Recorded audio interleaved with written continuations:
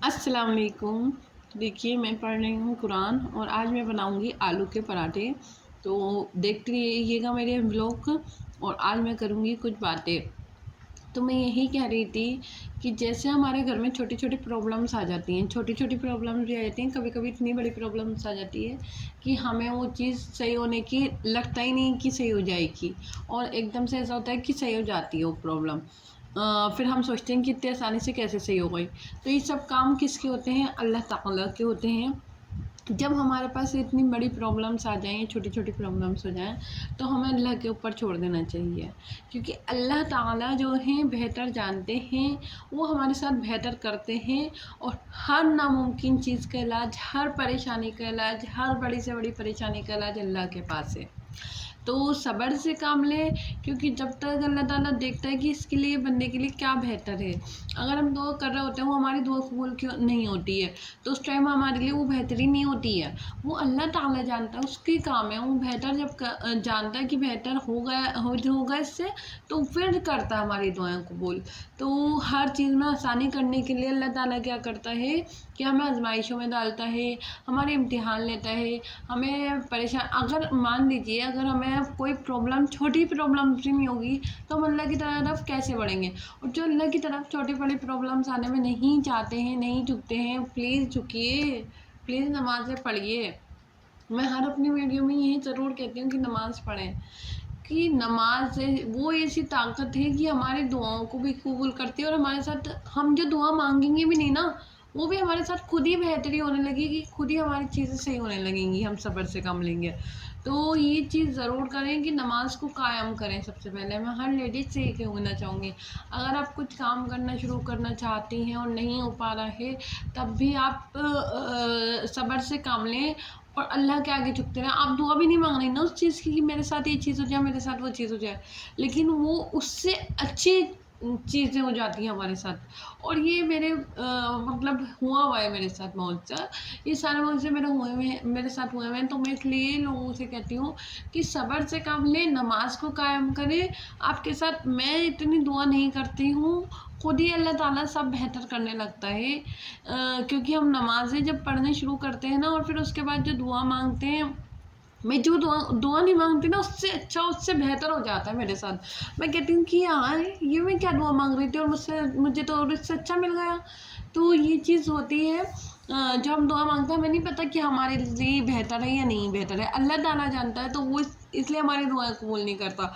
उससे कभी निराश नहीं होना चाहिए कि मेरा अल्लाह ताला तो मेरी दुआ ही नहीं कबूल कर रहा, मेरी सुन ही नहीं रहा। तो वो अभी बेहतर नहीं है आपके हक़ में, इसलिए नहीं सुन रहे हो। तो ऐसा करें कि दुआ तो मांगें, लेकिन नमाज़ पढ़ें, लेकिन अल्लाह ताला उससे बेहतर जानता है, उससे बेहतर कर देता है। और कोई ऐसी चीज़ नहीं है, जैसे हमारी बॉडी जितनी बर्दाश्त कर सकती है, कोई परेशानी है, कोई बीमारी है, कोई भी प्रॉब्लम्स है हमारे घर में, हमारी चीज़ें जितनी बर्दाश्त कर सकती हैं उतनी ही अल्लाह ताला देता है। तो उस अल्लाह ताला पे भरोसा रखें, कभी अपना इत्मीनान नहीं खोएं अल्लाह ताला की तरफ से। हाँ, शैतान वसवसे डालता है और शैतान बहुत ज़्यादा हमें बहकाता है, अल्लाह ताला की तरफ से दूर करता है। तो अल्लाह पाक से कभी दूर ना हो। वो रहमान है, वो रहीम है, वो मेहरबान है, वो हमारे लिए करता है और हमेशा हमारे लिए रहता है। हम ज़रा सी तौबा कर लेंगे तो अल्लाह ताला हमसे इतना खुश हो जाता है। हमें वो चीज़ जो मिली नहीं है ना, और मिल गई है, हम खुश हो जाएंगे। लेकिन अल्लाह ताला जो है ना, हम सिर्फ खुश होंगे, वो हमारी तौबा से इतना खुश होता है, बहुत ही ज़्यादा खुश होता है। जितना हमें बड़ी से बड़ी चीज़ मिल जाए, हमारी दुआ कबूल हो जाए, हम खुश हो जाएंगे, अल्लाह ताला उससे कहीं ज़्यादा खुश होता है हमारी तौबा से।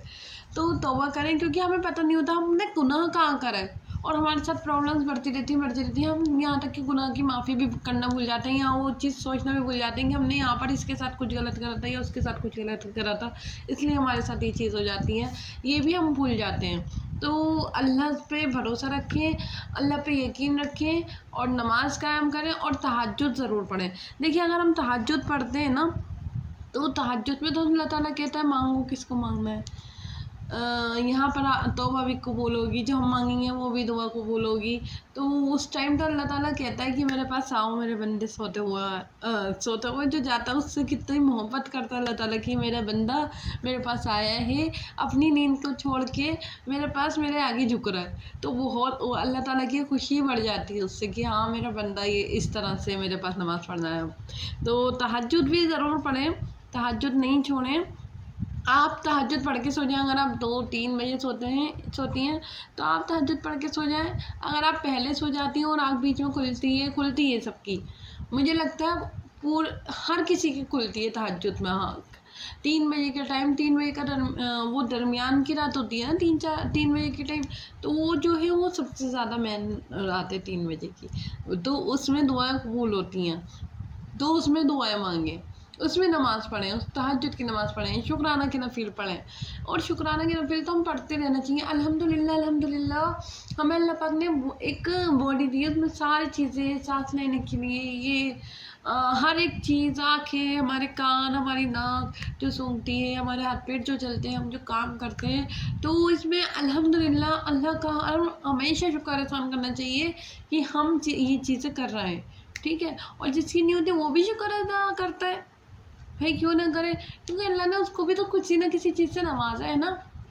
तो अल्लाह से कभी वो नहीं होना चाहिए, निराश नहीं होना चाहिए, उससे कभी नाराज़गी नहीं करनी चाहिए, उससे कभी शिकायतें नहीं करनी चाहिए अल्लाह ताला से, क्योंकि अल्लाह ताला सब जानता है, उसको सब पता है। तो ये कायम करें, नमाज कायम करें। और दूसरा ये है अपनी प्रॉब्लम जो भी है वो अल्लाह से शेयर करें, अल्लाह की तरफ जाएं, अल्लाह से दुआ मांगें, ठीक है। शैतान वसवसे डालता है, आपको अल्लाह से दूर करता है, आपको लोगों से दूर करता है, लड़ाई झगड़े करवा देता है। तो वो चीज़ ना करके ना अब अल्लाह की तरफ रुजू करें अपना, जितना हो सके।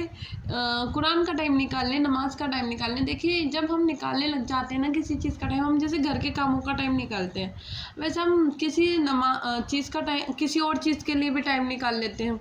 जैसे हमें एक्स्ट्रा काम होता है तो उसके लिए भी हमें आधा टाइम निकल जाता है, वैसे हमें नमाज और कुरान के लिए टाइम निकालना चाहिए। क्योंकि अल्लाह ताला कहता है मेरे बंदा मेरे पास आ रहा है अपने सारे कामों में नमाज पढ़ने। देखिए ये चीज़ें इबादत हैं कि हम घर के काम करते हैं, बच्चों को संभालते हैं, ये चीज़ भी इबादत है, लेकिन ये इबादत भी बहुत ज़रूरी है कि नमाज और कुरान पढ़ना।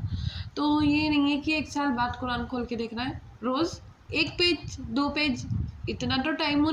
तो कुरान के लिए, नमाज के लिए टाइम निकालें। अल्लाह हाफिज़। वीडियो पसंद आए तो लाइक कर दीजिए, शेयर करिए, कमेंट करिए और सब्सक्राइब कर लीजिए चैनल।